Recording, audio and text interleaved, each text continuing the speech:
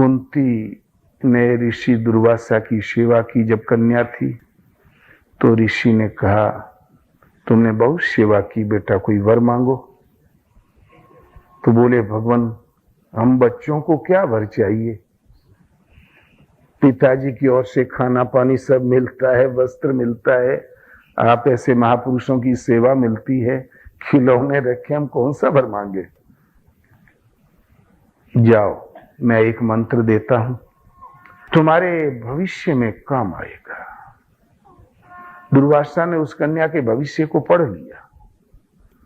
उसने देख लिया कि भविष्य में इसके संतान है ही नहीं, एक घटना घट जाएगी।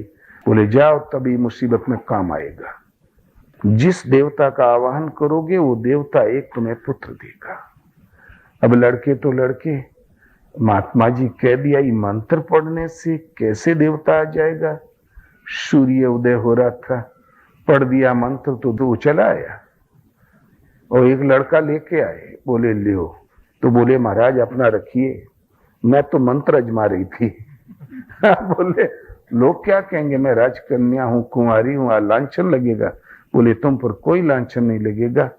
बोले भले न लगे, आप अपना ले जाइए।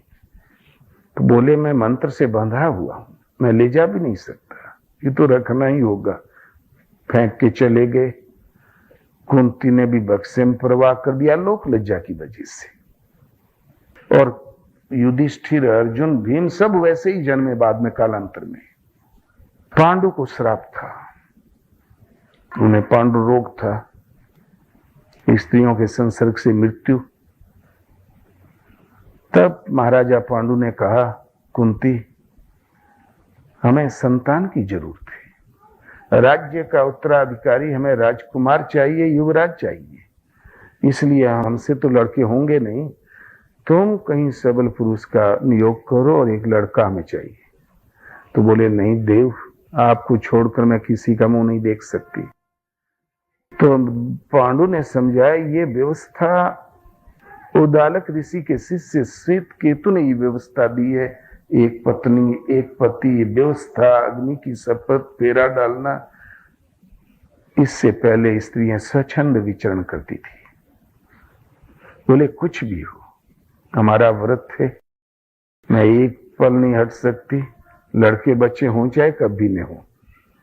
तब जो उन्होंने कहा कि भाई मैं दुखी हूं, तब बोले आप दुखी हैं। तो दुर्वासा ऋषि का दिया हुआ मुझे एक वरदान है, जिस देवता का आह्वान करेंगे वो आ जाएगा। आप हुक्म दे मैं किसका आह्वान करूं। तो पांडु ने कहा धर्म। तो एक लड़का जन्मे युधिष्ठिर, धर्मराज। फिर बोले पवन, तो भीमसेन, इंद्र तो अर्जुन, तो जो छोटी रानी थी माद्री, उसने कहा बहन जी आपको बच्चे कैसे होते हैं। बोले मंत्र से। वो मंत्र हमें नहीं मिल जाएगा। बोले तू ही ले ले। तो उसने आह्वान किया अश्विनी कुमारों का, तो 2 लड़के पैदा हुए, नकुल और सहदेव, 5 पांडव।